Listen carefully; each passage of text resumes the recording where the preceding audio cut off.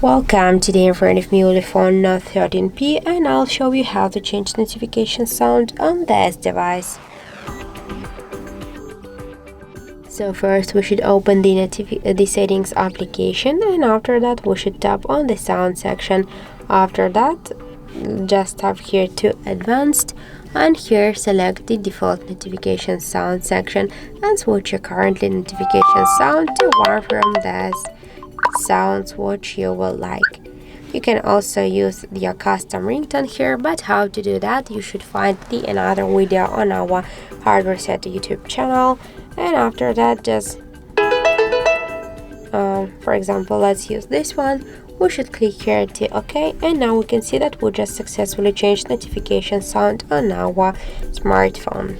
So that's it. Thank you for watching, and if you find this video helpful, don't forget to leave a like, comment, and to subscribe our channel.